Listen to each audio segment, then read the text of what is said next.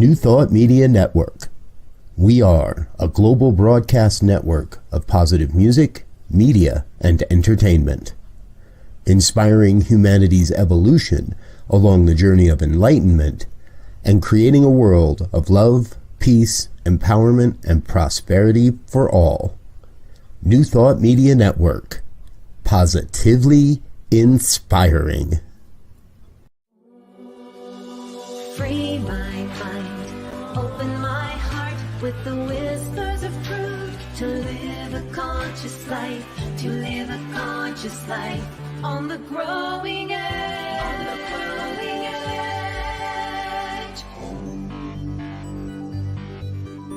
edge. And now, here's Allie. Good morning. Good morning to you, Growing Edge Live. Allie Benjamin here. It is my honor and privilege and blessing to be live here on New Thought Media Network. We've got an amazing show lined up and an amazing guest, Martha Creek. I can't wait for you to meet her. I know lots of you already know her. She's hard to miss. She's got such an amazing dynamic presence and a big heart. And so super excited today. I'm excited every Monday when I introduce another guest, another friend, another dynamic soul. Here at Growing Edge Live, I interview soul-centered individuals that are pouring their time, their talent, their energy, their resources into their lives, into life, to make the world a better place. These people are touching hearts, touching minds, touching lives in ways that are so uplifting and inspiring. And it's just everyday life. It's some of the people I interview don't see themselves as thought leaders or necessarily deeply spiritual, but they are. They just do things that crack people's hearts open. And so stay tuned for the whole rest of the year. I have an amazing lineup through December of people that I know are going to touch you and help you to maybe spread your wings a little bit more as you start to take more interest in your own vision and dreams and life. So welcome to Growing Edge Live. I'm so happy you're here. And I trust that there's going to be something today. Maybe it's something I say. Maybe it's one of the wonderful infomercials that you see. And maybe, probably, more than likely, it's going to be Martha Creek. So before we introduce Martha, I usually start with a segment that I call Ask Allie. Now, I didn't come up with I didn't really look for a question today.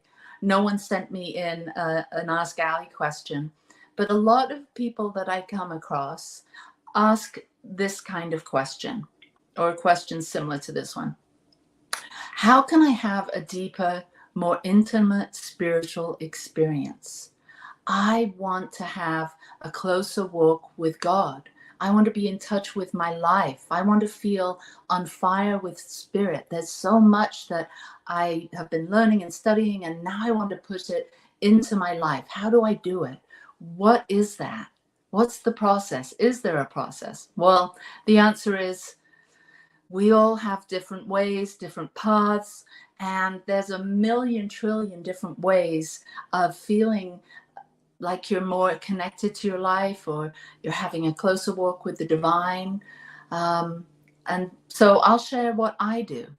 This is what I have done for several years now that has been so foundational for me.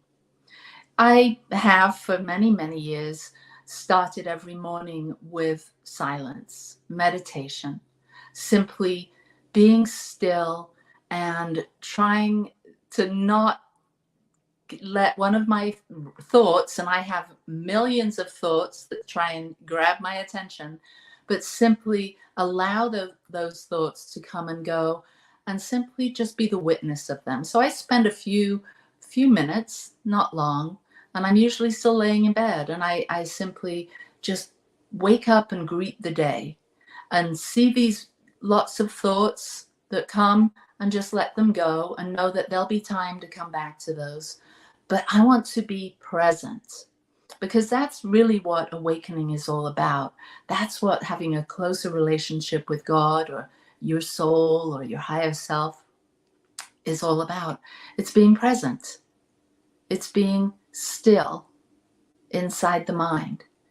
It's starting to be aware of how whatever's going on inside seems to reflect and happen on the outside.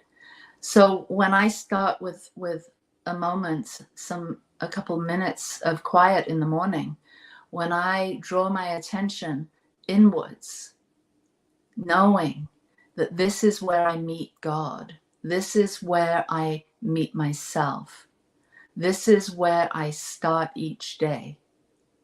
When I can enter in to each new day with that kind of sweetness and softness, then I'm more prepared for what happens next. And what happens next is usually, all the thoughts of things that I want to do that day, people that I may be interacting with, my to-do lists, if I have one, all of that seems to come in.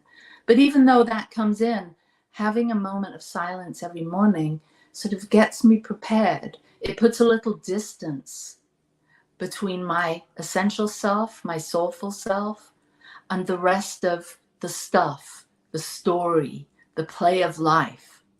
Because that can be so seducing, so alluring. And it's fun to mingle and dance and be in the story and be co-creating. But it's also so powerful to be at home, belong to yourself, and to develop that connection, that relationship. Because the relationship that we think is a relationship with God is really a deeper relationship with ourselves. And I'm really excited at the moment. I'm about to present a workshop at the affiliated New Thought Network annual retreat at Unity Village. Next weekend it starts. I can't wait. Well, actually next Monday.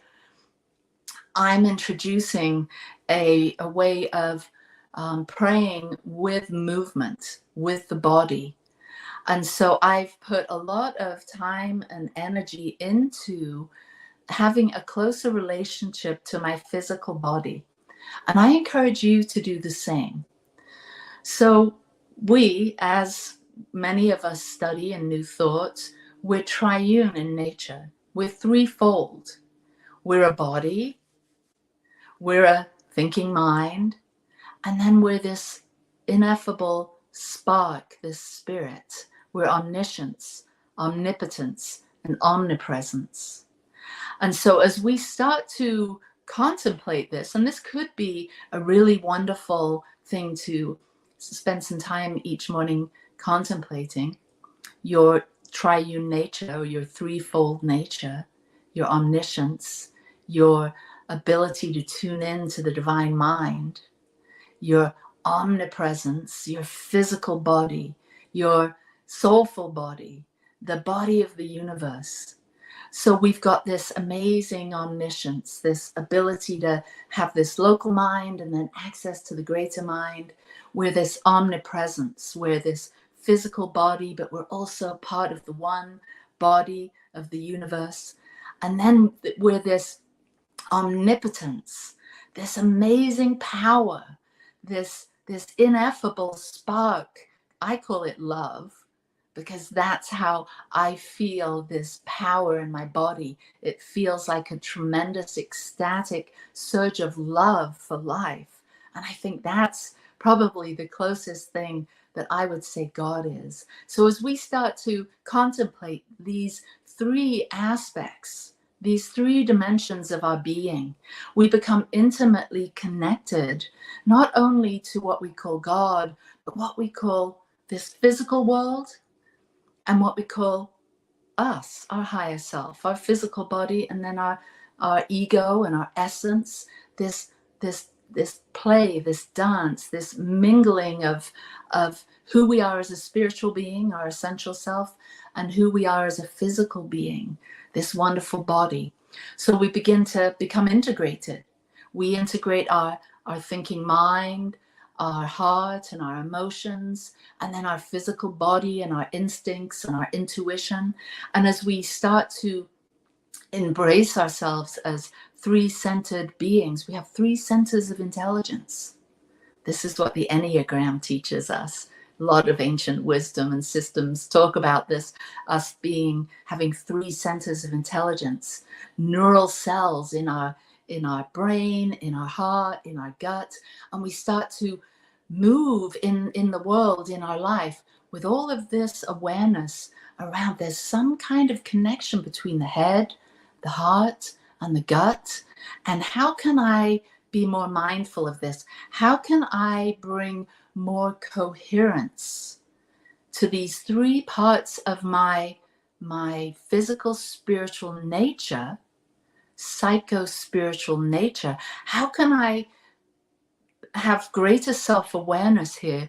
So when I'm going about my everyday life, when I'm having lunch with a friend, when I'm doing my work, when I'm by myself, how can I make good decisions, bearing in mind, bearing in heart, instinctually?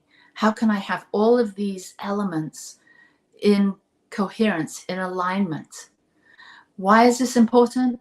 So that we're not making decisions just based on our intellect, or just based on our emotions, or just based on our gut, although that's probably the wisest one. But we're bringing it all together so that we can make decisions that are going to help us evolve and deepen into our true nature and deepen into that relationship with the divine. So I know there wasn't one person that sent me a question, but to all of you that have asked me about living a more spiritual life, or living more connected, or awake, or whatever you want to call it, I hope this has helped. It helps me, and it also helps just to talk about it and to hear myself talking about it. I begin to see that I know and feel and sense more than I realize. So thank you to all of you that have sent in questions. And if you have a question for me, I'd love to hear from you. You can send me an email at growingedgelive.com, or drop a message in the chat here if you're watching live, either on Facebook or here on YouTube. So send me a question. Okay, now for my most favorite part. I am just so delighted to be introducing maybe some of you for the very first time to my dear beloved friend of many years now. We've worked together on boards, we've worked together doing events, we've been together in times of deep sorrow, deep loss of family members, and creating new things, of like busting the roof off of old paradigms. We've been there together and walked these kinds of paths together. And so Martha Creek, Reverend Dr. Martha Creek, is an ordained minister. I'm going to read her bio because it's just really good. Martha is widely known as known in New Thought. Martha's training approach, deep inner work as an adventure with a sense of curiosity and wonder.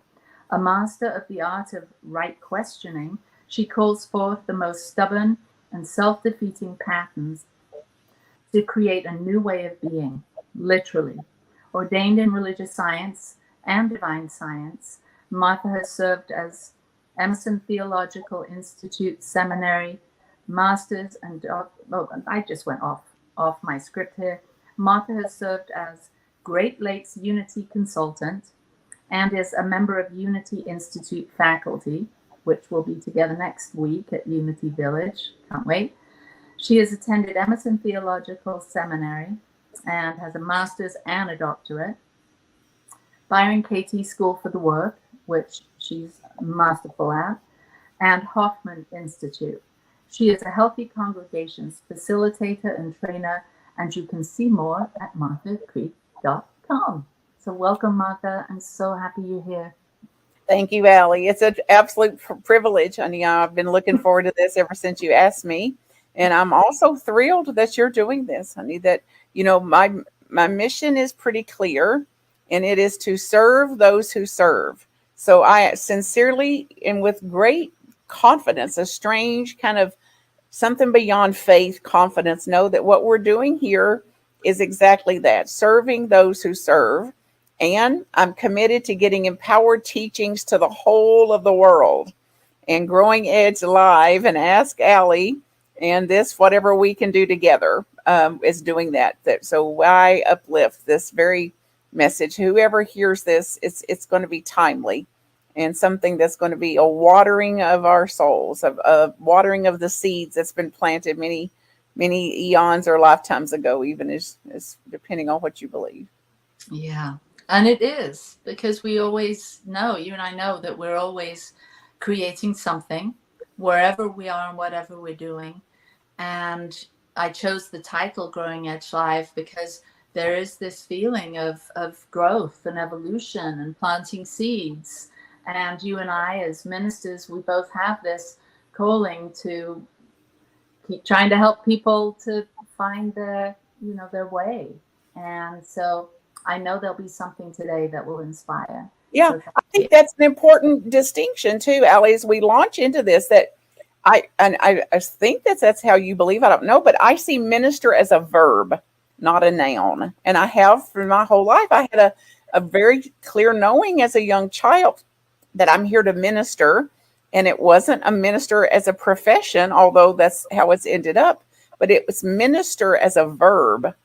And I believe that we're here as ministers, as ministering as a verb and doing what we can. And those of us that are seekers, I mean, we have turned over every rock and stone and log that we can come across to see what's under it. What can we learn? And the wisest people I know are still enrolled in something. We're still students. We're still learning. We're still looking for insight and contemplation and reflection and a real application of our spiritual principles. And that can be even a bitter pill sometimes. Like I was in a workshop yesterday, and those people in there have been at it like us for decades and enrolled in one more thing. And she's like, OMG, like how much of this is left? Like you would think that after we've done this, for some of us 50 years, that we're suddenly going to be enlightened, or it's kind of have a tick box exercise. We've kind of crossed the finish line, versus understanding it's in this human form with the complexities of patterning and of emotions and the thought processes and all the dimensions that you speak very clearly about, honey, that as long as we're in skin, as long as we're alive here, we've got some work to do.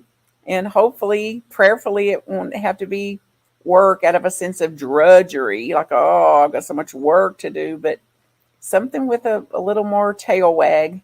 I'm still here. I'm in skin, and there's some work to do. Yeah, gosh, when you're saying that, I was just sort of going through my ministerial path and ministering, and what does that look like? Has that looked like for me? And when you said tail wag, and you talk about people still taking classes, I'm like, yeah, I want my tail to be wagging more often. And that's what I feel for me currently at 61, that my tail is wagging more because I'm less driven by my story or my old story, and more driven by this need to be inquiring into what's next and who am I going to be next. And that's got my tail wagging more than trying to prove something or get somewhere or reach something. And so anyway, we can get more to the work that we're both doing. I want to know about you. Where were you just born as awake as you are, or how were you as a little one? You said you knew as an early age. What was your spiritual path? Were you religious? Were you spiritual? What happened? Well, I don't, it depends on, who you're asking to define it, but I was aware. I have 2 or 3 defining moments, honey, in my life that started at a young age. And one was where some of the trauma, though, took place. That was not trauma like other people had trauma, but trauma to the soul, where I took on the responsibility of the world.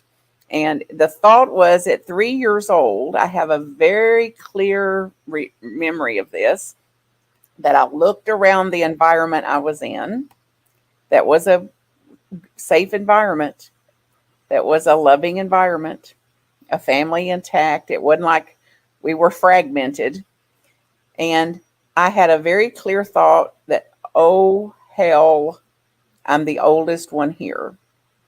Hmm. So that's what I've taken on. So that's the role that I assumed. And a little part of me was like, oh my gosh, you're actually responsible for this whole unit here. Hmm. And then, of course, that's played out over my life as being responsible for the classroom, or being responsible for a family unit, or being responsible for a congregation, or being responsible for a coursework, or whatever it is. And there's a lot of fulfillment in it. And particularly in the world we live in, you know, this exhaustion and hard work and all of that. I mean, it gets you some trophies. It can get us some trophies if we're not careful.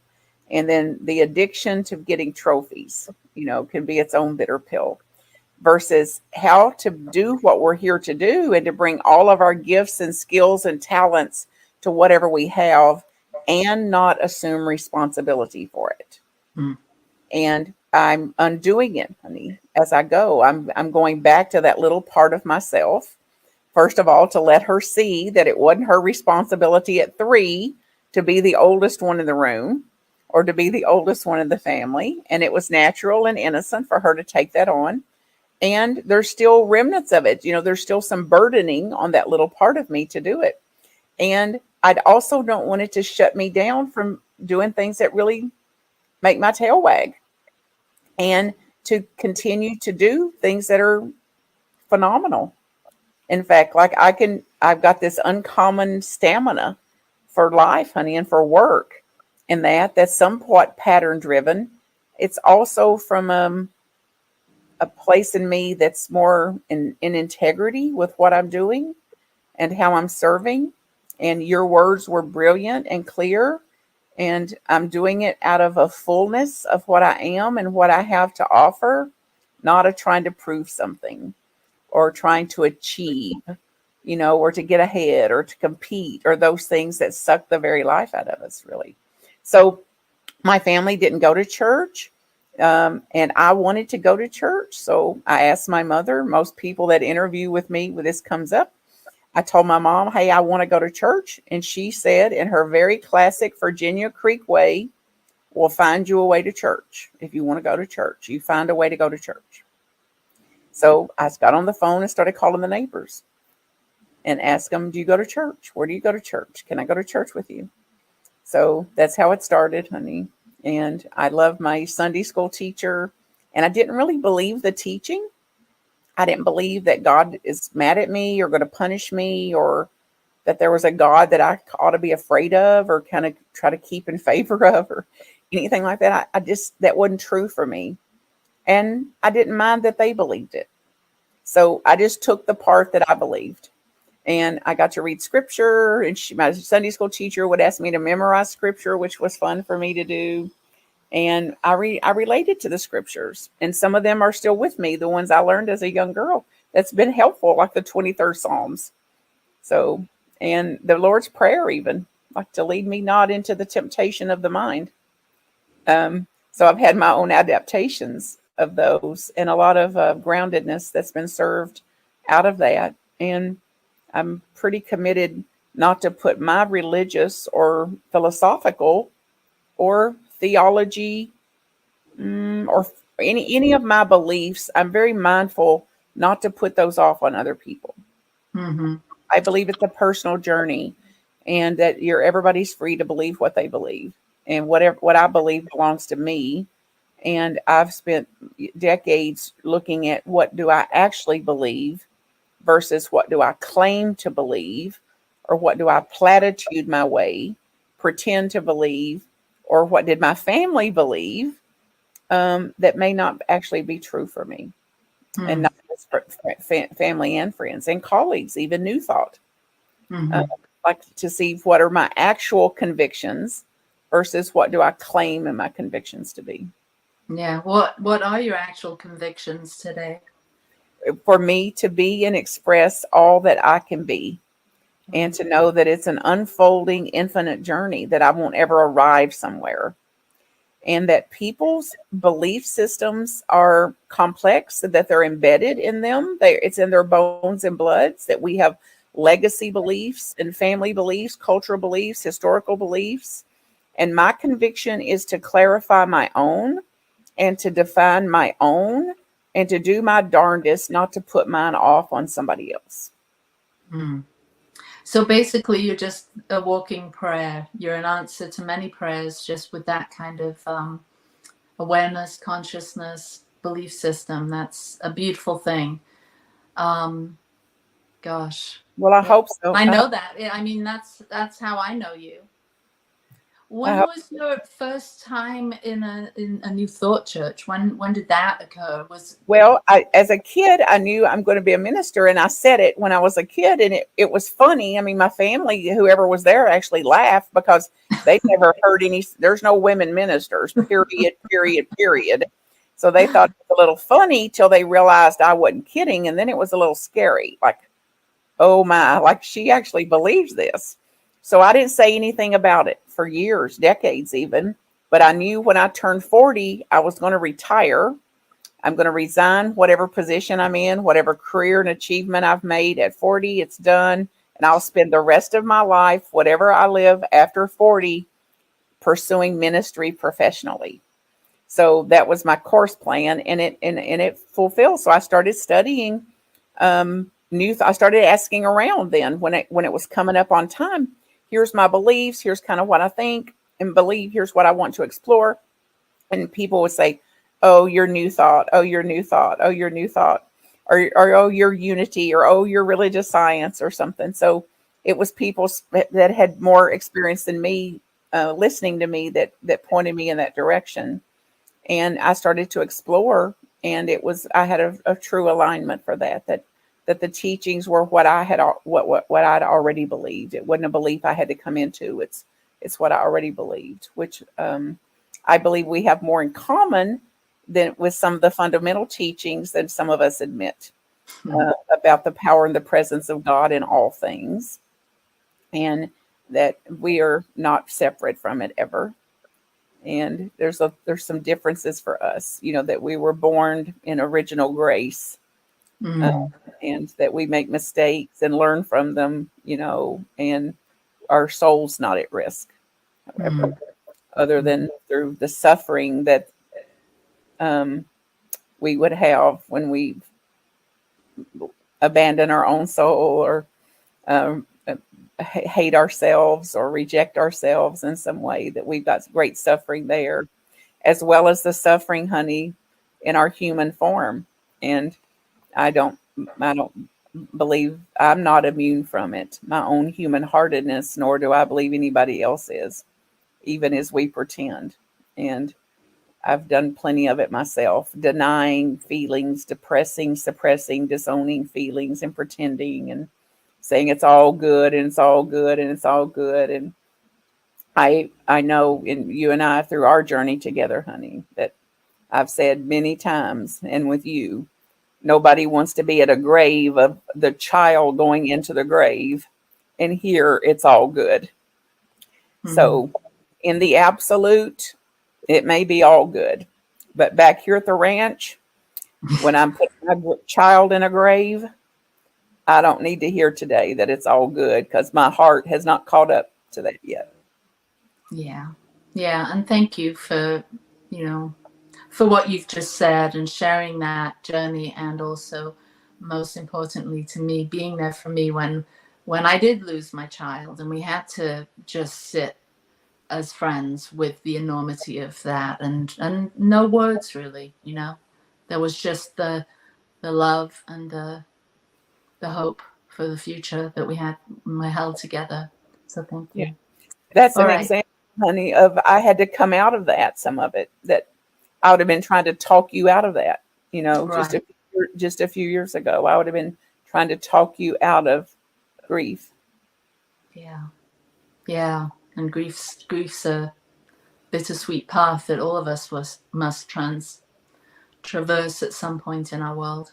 So we're going to jump off for a second because we're going to have a little message from New Thought Media Network, and we'll see you in just a couple of minutes. Thanks, Martha.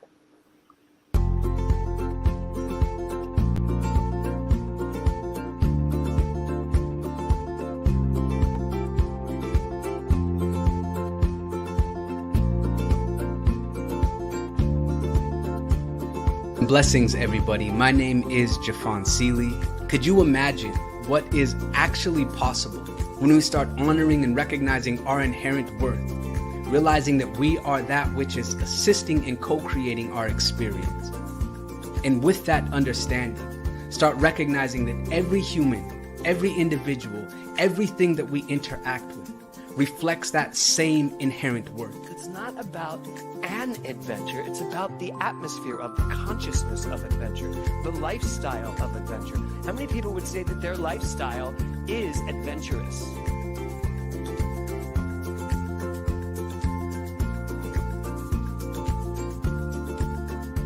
My name is Lisa Benson. I'm a diversity, equity, and inclusion consultant and the author of Anchored in Bias, Fired Over White Tears.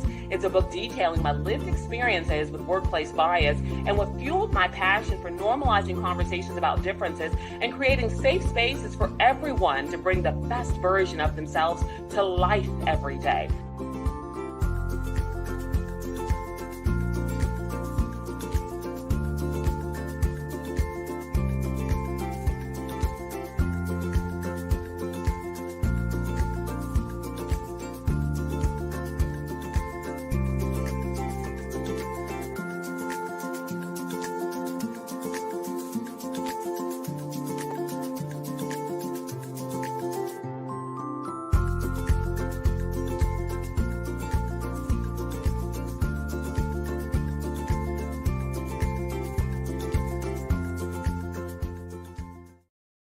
Okay, we're back.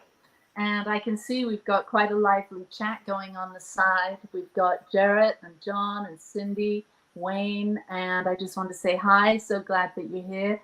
And Jarrett, I did see your question and I tried to type it out really quickly so I can address it next week. And John and Cindy, oh, so good to see you here and to know that we're giving you a virtual hug and you're feeling it through all that we're saying. So we're going to get on with this juicy conversation. So Martha, I just so resonate with you.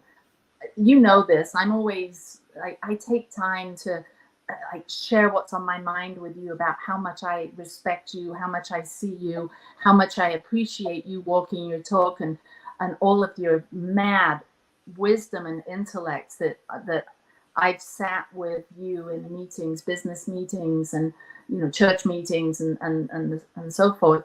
You are just someone that is just like, you've got a special spot. You've got a way of being so present with people, of seeing people. You're listening.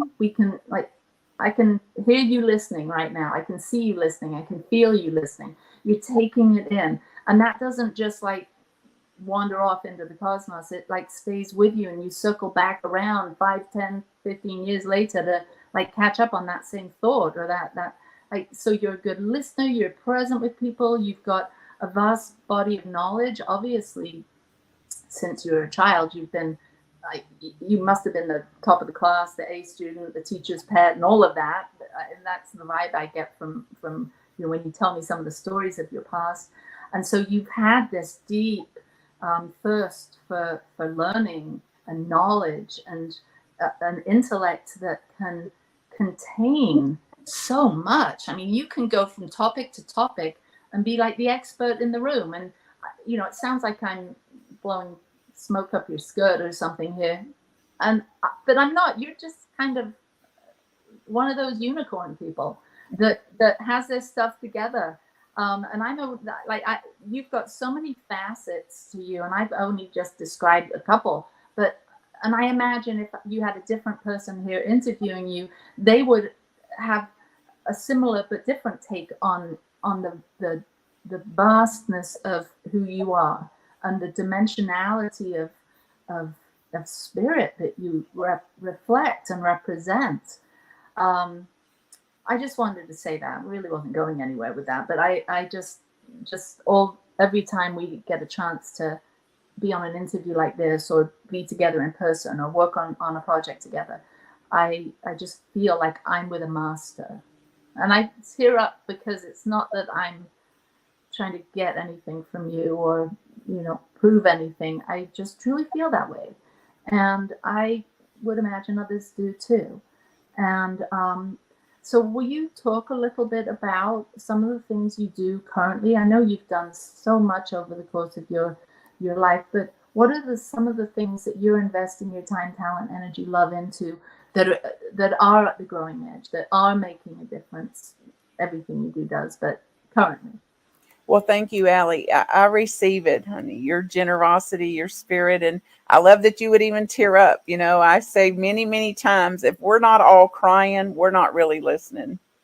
So I just love how that you were so present to that too. And I'm really am committed to that, honey. I'm convicted to live out the way you see me and to continue to grow myself in that. And I'm currently in an immersion of a work called No Bad Parts. And I spoke about it earlier, like going back to some of these parts of us that carried some burdens of our childhood and being hurt and afraid and not feeling safe. You spoke earlier about one of your qualities of self-preservation and all that. And that's true for all of us as humans, but on a spectrum. Some of us have more of it than others. So it's important to care for those things. And I'm one of the things about that. This is based on a book called No Bad Parts, and the author's Richard Schwartz, and the listeners can look it up and follow along. And there's loads and loads of information about it, and a lot of efficacy, like 40 years of working with this. And he references something that was already true for me. And it's interesting how I'm into something new that wasn't new to me. Like where through various leadership trainings or my own spiritual practice, or what we would say are our core values, how I want to show up in the world and what I want to do. And he refers to them as the self-leadership wheel, like this eight C's of self-leading. And he means self as a spiritual self, not as a big high-powered CEO, kick butt, take names type, but the self, the capital S self that we refer to in our spiritual circles as the highest, the seat of our consciousness, the part of us that can witness our thoughts, the thought patterns, the thought streams, that can witness intense emotion and the reasons for it, the cause and effect nature of that. And there's still a part of us that remains observant to that can be in intense emotions, watch intense thoughts, and know that there's still a part of me that's the observer, that is a part of me, but it's not who I am. It's a part of me, and it's not all of me. So I've immersed myself into that particular work, and the 8 C's of leadership include calmness. The first one is calmness. This speaks to a serenity. And we people in the program 12 steps pray this. God, grant me the ability to change what I can, accept what I cannot change, and know the difference. So I believe whatever modalities that's worked for us over the years, if we really stay with that as a practice, that it deepens. It's not a tick box exercise, but a true application of how I can bring a deeper level of calmness or serenity to any circumstance. And I value that. So I cultivate that. And I want to be more of that in the world. And you see that, honey, and you witness that to me. That also, Allie, speaks to how much you value this. That this is also one of your own values. That we're going to have triggers and environmental, instinctual, automatic ways, extreme ways of responding to reacting to certain things. And we have a capacity, even with those triggers and what's in our bones and bloods and our legacy burdens and things like that, to be a little calmer. And if one of us can bring a little speck of calm to any situation, it benefits everybody, everything about the situation, which is basic New Thought teaching. I affect the environment I'm in. I have effect in the emotional units I'm in. I am co-causing, co-creating the realities of my life. So if I want and desire to be in a calmer life and have more calmness around me, then I've got some part of that, to be and express that. The second C is clarity. And we speak a lot about this. And I remember in my early days of this, when we were first doing mind treatments and learning to do mind treatments and prayer, clarity, clarity, clarity, give me clarity, please, clarity, clarity, clarity. And it's worked, because it's clarity as described as the ability to perceive situations from a higher perspective. The ability to perceive situations with less distortion and with less of our extreme emotions and beliefs taking over. So a clarity, the ability to keep a little bit more objective, a little less subjected to a situation, a little more objective about a situation. And this really, really helps me, honey, to be able to do that. And one of the practices, somebody asked me for a talk title I'll be doing next month, and I used MGI, and I like little clever things like that, but it's like, make the most generous interpretation of somebody's action I can. Mm-hmm. Like when you do something and I know that's out of character for you, that's not characteristic of your behavior, for me to assume no ill intent on your part, to make the most generous interpretation of why you just did that, or why you use that tone, or that look you just gave me. And of course, not you, Allie, because I've never seen that in you, honey, but somebody in our lives, to make the most generous interpretation we can about that, if we look at it from a little higher perspective. Curiosity is the next one, though, and I think that's my superpower. That's also in my bio. It was interesting to hear that again. Like, I really do live and desire to live a strong, devoted desire to live as if I don't know everything. Like, I've got to stay curious. I want to learn something. I want to learn from people and from what they're studying and how they're showing up in the world. So I've got a true, devoted, and developing sense of wonder about the world. And it helps me to stay more intrigued about how things are going. And I often describe in interviews like this, Allie, that my deepest spiritual practice is to accept the mystery of things, Mm-hmm. things that I can't understand in this dimension and in the human form. Another one is compassion, and we hear a lot about this. There's books and books and books written about it, and 10 sermons every Sunday on compassion. And it's one thing to say we're in compassion. It's another thing entirely, though, to live open-heartedly and to let people be as they are, with a little less fixing, a little less judging, a little less hatefulness, just a true compassion. And there's a longer story we don't have time for today, but if we do this again, if you remind me, I'll tell you about, I believed I was fairly compassionate. I'd given myself an 8 out of 10 because of how much I value it. And then I got in touch when my dad was dying with, I don't even know what compassion is, because of the way I was harassing him to do things he didn't want to do, and trying to get him to drink water when he wasn't thirsty, and all sorts of crazy things. So I've had my own awakenings. The other one is confidence, and it's like, it's one thing to be confident. It's another thing to act confident. Mm-hmm. And confidence comes for me from a deep groundedness, like an internalized something beyond just this persona of confidence or something like that. It's something different for me.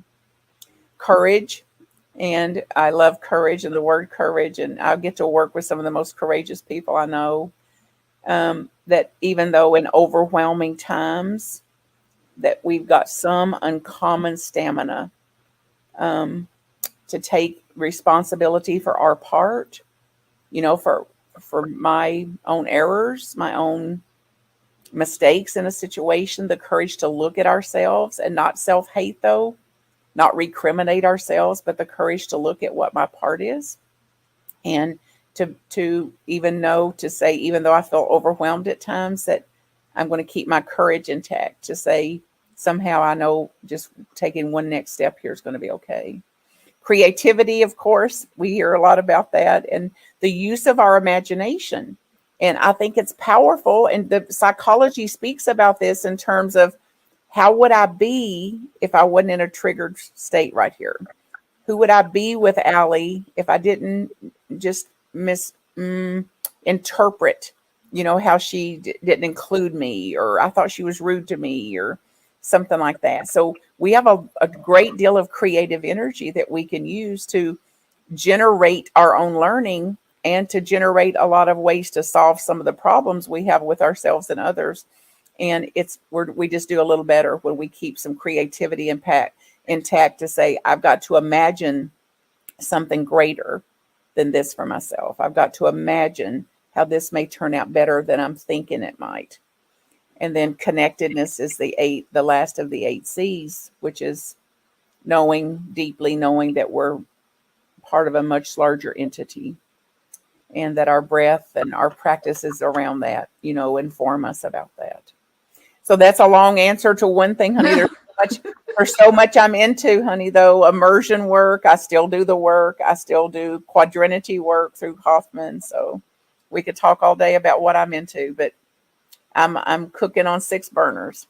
Wow. Well, I too love Dick Schwartz and the internal family systems, and the idea of having, and I'm seeing there's John on the line here, and I remember having a conversation with him once about being sort of the higher self sitting at the table with all the other parts, because they talk about parts of within you that have that you want to make friends with and start to understand, maybe the envy within you, or the wounded child within you, or these different parts of our personality that when we can sit with them and start to include them and give them a voice, great healing can occur.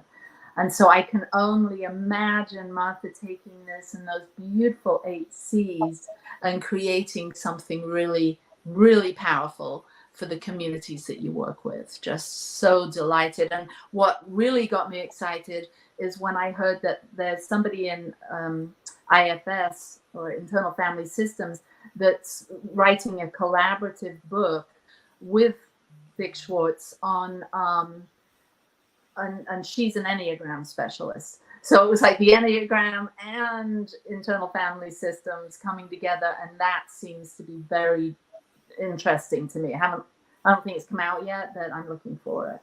Yeah, and there's already certain collaborations around parenting. Mm-hmm. That's exciting about this, and other people will weave it in with 12-step, I think, and Enneagram work, and anything that we're part of. There's a way to take all of this and use it.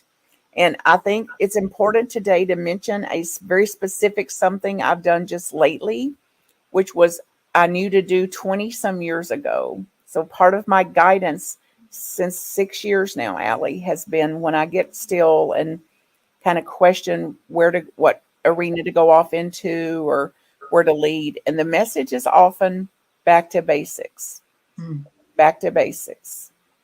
And I've taken that to heart. So I went back to some of the texts that were very transformational to me, including the Science of Mind. So I'm doing a 365-day immersion into the Science of Mind. So every day I do a reading, and then I do a little contemplation with it, a little insight to it, and it's recorded and it's on the YouTube channel.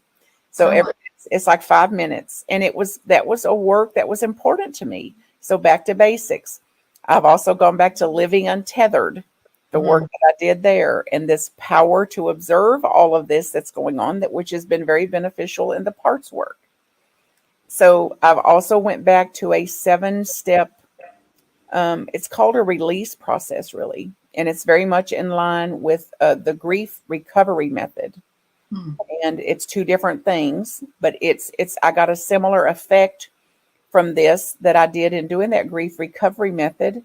And it's 7 steps that I do when I'm aware that there's a block of some energy block, or something's kind of got its hooks in me, and my normal spiritual practice is not clearing it. I know I've got to take a bigger work, a deeper dive. And it's a 7-step process that Jane Hart, a teacher named Jane Hart, introduced years ago, 20 some years ago. And it was back to the basics of that. And I've used it recently very powerfully to get me out of some kind of stuck and blocked energies that I was aware of that my normal spiritual practices wasn't shifting. And they can, listeners can find that online through the Center of Enlightenment. And the 7 steps are laid out there, what they are. So you and I talked a little bit before the show, and I said, well, at the end, you can offer a spiritual practice. And I feel like you've just given us all of these like little nuggets, these breadcrumbs, these pearls to explore. I mean, Michael Singer's work and the untethered life and this process that you do. I love it when you said, when my normal spiritual practice isn't working, that just like, oh, you mean we can do something different? Just that is huge. What a blessing just to hear that, because to take some responsibility for that, like a true purification process. And I see it sometimes, I see things simply, honey, like we wouldn't wait till our teeth start falling out to start brushing them. So it's like we brush and brush and brush. We do everything we can for our teeth, and we still need a root canal here and there. Or we may need a crown, and we're going to have some extra work. So the same is true in our spiritual fields too, honey. And Dr. David Hawkins' work, I've been in that work for years, and that was part of my back to basics, living a pathway to letting go. His book, that Letting Go is the name of the book, Letting Go, A Pathway to Surrender. And it gave another context for the map of consciousness and not suppressing, depressing, denying, and pretending feelings away. Yeah. And it was such an upgrade though for people that's been out of touch with feelings to think, oh, I've got in touch with some feelings. Now I've got to express all these feelings. And it's like, there's some of it's got to be expressed for darn sure, spoken, written about, yelled out, screamed out, cried out, tantrum out, walked out, kickboxed out, swim it out, do whatever we can to move that energy through us. And eventually there's some part of the emotions we can witness that actually won't have to be expressed if we're on a solid enough seat. If we can keep our highest self in a seat of consciousness, those kind of deep emotions don't always have to be expressed too. Yeah. And I think it's, for me, the power in what I've discovered for me that's it's effective is it's both and.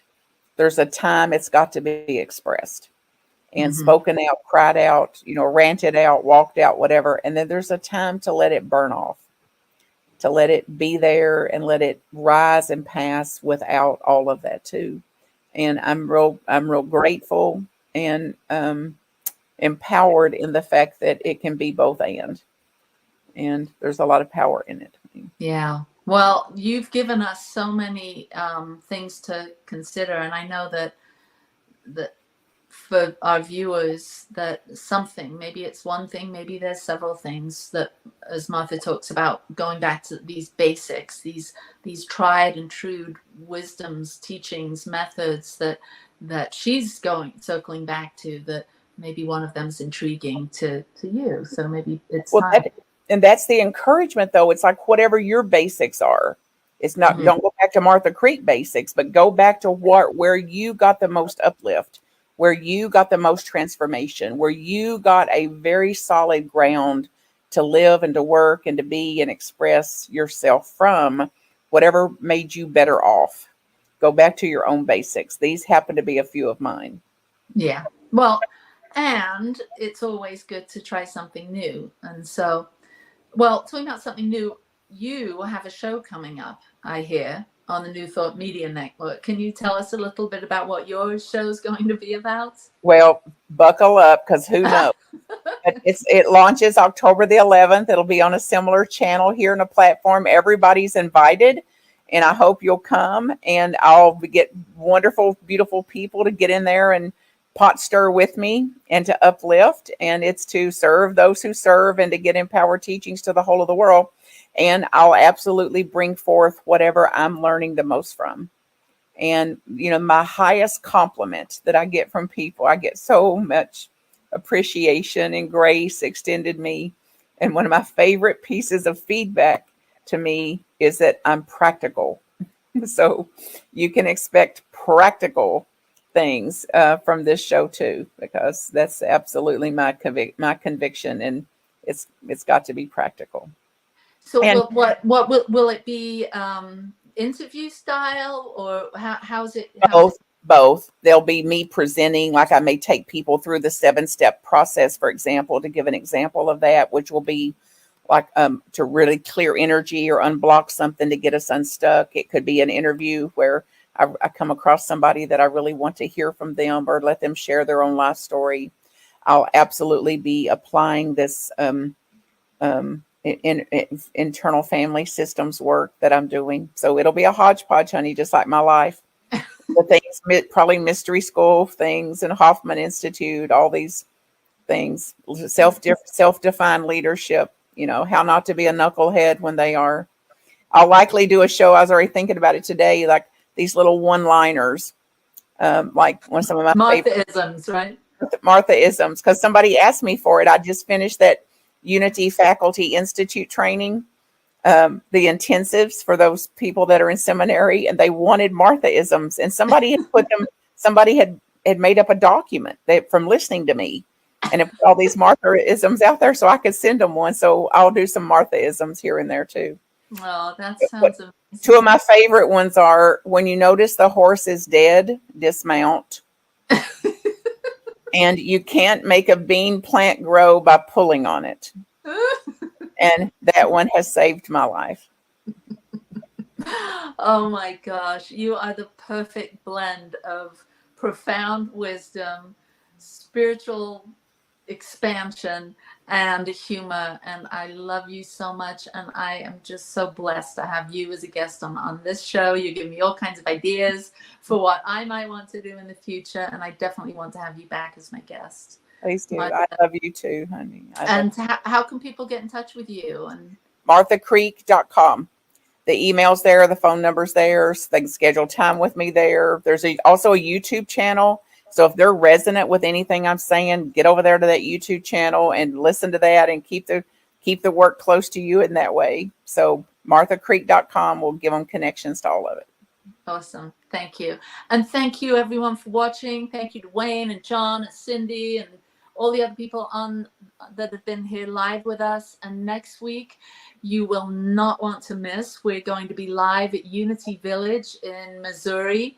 And I know Martha's going to be with me, and Robert, the producer here at New Thought Media Network, and my regular producer, Reverend Michael, will be there, and a whole lot of other wonderful people. If you haven't been to the affiliated New Thought Network annual retreat, I highly recommend it. I've been going for over 20 years, and I always make a connection. I always hear something that my soul needed to hear, or my ego definitely needed to hear. Anyway, we're going to be broadcasting live. We've got a surprise guest. It's going to be someone there on campus at Unity Village, and I can't wait to meet them, and I know you won't be. You'll be shocked to see who it is and to connect. So thank you to New Thought Media. Thank you to you, and we'll see you next week. Mwah. Bye from the Growing Edge.